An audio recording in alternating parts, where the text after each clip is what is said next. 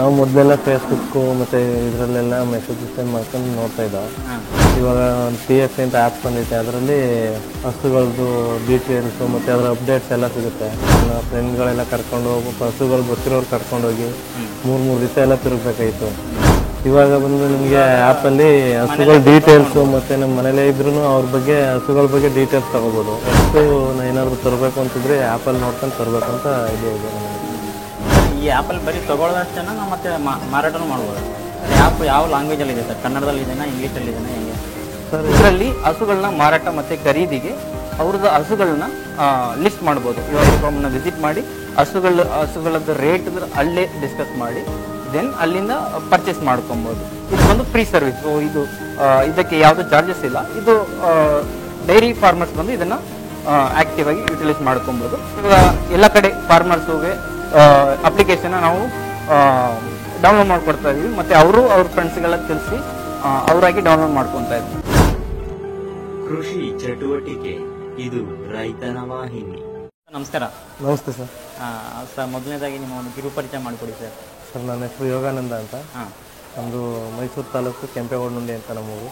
Okay sir, ಸುಮಾರು ಎಷ್ಟು ವರ್ಷಗಳಿಂದ ಈ ಹಸು ಸಾಕಾಣಿಕೆ ಮಾಡ್ತಾ ಇದ್ದೀರಾ? ಸರ್, ನಾವೊಂದು 4 ವರ್ಷದಿಂದ ಈ ಹೈನುಗಾರಿಕೆನೇ ಮಾಡಬೇಕು ಅಂತ ಹೈನುಗಾರಿಕೆ ಫೀಲ್ಡ್ಗೆ ಬಂತು.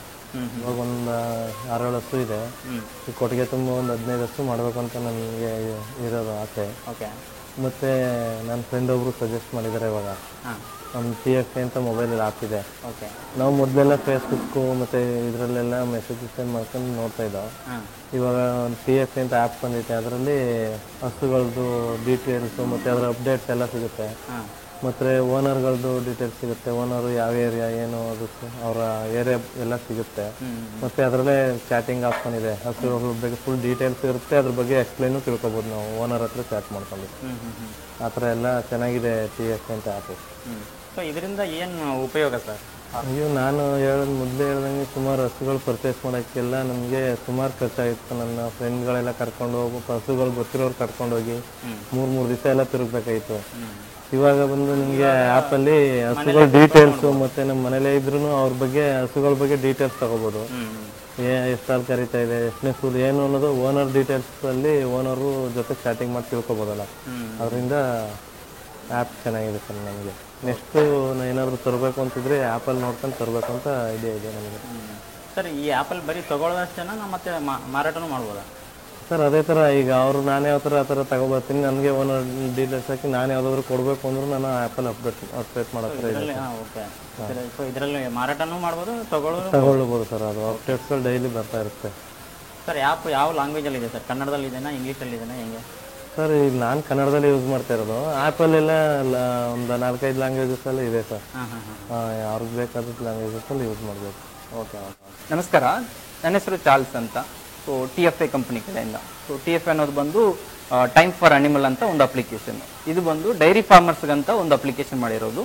ಡೈರಿ ಫಾರ್ಮರ್ಸು ಯಾವ ಥರ ಉಪಯೋಗ ಇದರಿಂದ ಪಡ್ಕೋಬೋದು ಅಂದರೆ, ಇದರಲ್ಲಿ ಹಸುಗಳನ್ನ ಮಾರಾಟ ಮತ್ತು ಖರೀದಿಗೆ ಅವ್ರದ್ದು ಹಸುಗಳನ್ನ ಲಿಸ್ಟ್ ಮಾಡ್ಬೋದು. ಇವಾಗ ಅವ್ರು ಮಾರಬೇಕಂದ್ರೆ ಹಸುಗಳದ್ದು ಡೀಟೇಲ್ಸು, ಇವಾಗ ಎಷ್ಟು ಕರು ಹಾಕಿದೆ, ಎಷ್ಟು ಲೀಟ್ರ್ ಹಾಲು ಕೊಡ್ಬೋದು ದಿವಸಕ್ಕೆ, ಸೊ ಇದರದ್ದು ಡೀಟೇಲ್ಸ್, ಬೇಸಿಕ್ ಡೀಟೇಲ್ಸ್ ಎಲ್ಲ ಅಲ್ಲೇ ಹಾಕ್ಬಿಟ್ಟು ಅಪ್ಲೋಡ್ ಮಾಡಿದಾಗ ಬೇರೆಯವರು, ಇನ್ನು ಇತರ ರೈತರು ಯಾರು ಹಸುಗಳನ್ನ ಖರೀದಿ ಮಾಡೋಕ್ಕೆ ಇಂಟ್ರೆಸ್ಟ್ ಇದ್ದಾರೋ ಅವರು ಅಪ್ಲಿಕೇಶನ್ ಯೂಸ್ ಮಾಡ್ತಿದ್ದಾಗ ಅವರು ಇದನ್ನು ಡೀಟೇಲ್ಸ್ನೆಲ್ಲ ಆ್ಯಪಲ್ಲೇ ನೋಡಿಕೊಂಡು ಚಾಟ್ ಆಪ್ಷನ್ ಇದೆ. ಸೊ ಅದ್ರ ಮೂಲಕ ಅವ್ರನ್ನ ರೀಚ್ ಔಟ್ ಆಗ್ಬೋದು.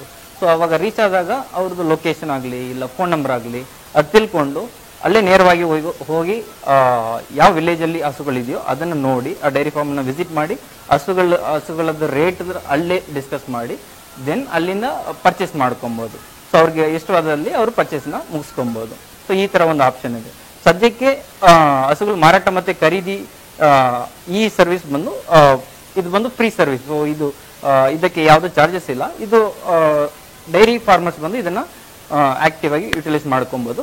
ಅದಲ್ಲದೆ ಅವ್ರಿಗೆ ಅಡಿಷ್ನಲ್ ಸರ್ವಿಸಸ್ ಬಂದು ಇನ್ಶೂರೆನ್ಸ್ ಆಗಲಿ, ಕ್ಯಾಟಲ್ ಇನ್ಶೂರೆನ್ಸ್ ಆಗಲಿ, ಅಗೇನ್ ಲೋನ್ಸ್ ಆಗಲಿ, ಸೊ ಇದನ್ನೆಲ್ಲ ಫ್ಯೂಚರಲ್ಲಿ ಇನ್ನು ಕೆಲವೊಂದು ತಿಂಗಳಲ್ಲಿ ಲಾಂಚ್ ಮಾಡ್ತೀವಿ. ಈ TFA ಅಪ್ಲಿಕೇಶನ್ ಬಂದು ಸ್ಟಾರ್ಟ್ ಮಾಡಿ ಒಂದು ನಮಗೆ 4-5 ತಿಂಗಳಾಗಿದೆ.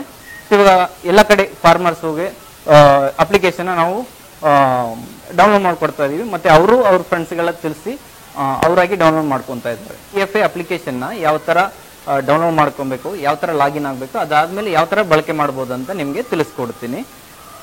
ಸೊ ಇದರಲ್ಲಿ ಪ್ಲೇಸ್ಟೋರ್ಗೆ ಫಸ್ಟ್ ಹೋಗಿ ಅಲ್ಲಿ TFA ಅಂತ ಟೈಪ್ ಮಾಡಿ. ಸೊ ಅವಾಗ TFA ಆ್ಯಪ್ ಡೌನ್ಲೋಡ್ ಆಗುತ್ತೆ. ಡೌನ್ಲೋಡ್ ಆದಮೇಲೆ ಓಪನ್ ಅಂತ ಕ್ಲಿಕ್ ಮಾಡಿ. ಸೊ ಓಪನ್ ಮಾಡಿದ್ಮೇಲೆ ನಿಮಗೆ ಆಪ್ಷನ್ ಕೇಳುತ್ತೆ, ನೆಕ್ಸ್ಟ್ ಅಂತ ಒತ್ತಿ, ಹಾಗೆ ನೆಕ್ಸ್ಟ್ ಅಂತ ಒತ್ತಿ, ತಿರ್ಗಿ ಅದಾದಮೇಲೆ ನಿಮಗೆ ಫೋನ್ ನಂಬರ್ ಕೇಳುತ್ತೆ. ಸೊ ಅಲ್ಲಿ ನಿಮ್ಮ ಫೋನ್ ನಂಬರ್ನ ಟೈಪ್ ಮಾಡಿ. ಸೊ ಟೈಪ್ ಮಾಡಿ ಸೆಂಡ್ OTP ಅಂತ ಅಲ್ಲೇ ರಿಕ್ವೆಸ್ಟ್ ಬರುತ್ತೆ. ಸೊ ಅಲ್ಲಿ ನಿಮ್ಗೆ ಆಪ್ಷನ್ ಬರುತ್ತೆ, ಅಲ್ಲಿ ಸೆಂಡ್ OTP ಅಂತ ರಿಕ್ವೆಸ್ಟ್ ಕೊಟ್ಟಾಗ ನಿಮಗೆ OTP ಸಿಗುತ್ತೆ. ಅದೇ OTPನ ನೀವು ಎಂಟರ್ ಕೋಡ್ ಅಂತ ಇರುತ್ತಲ್ವಾ, ಸೊ ಅಲ್ಲಿ OTPನ ಟೈಪ್ ಮಾಡಿಬಿಟ್ಟು ಕೆಳಗಡೆ ನಿಮ್ಮ ಹೆಸರನ್ನ ಕೇಳುತ್ತೆ.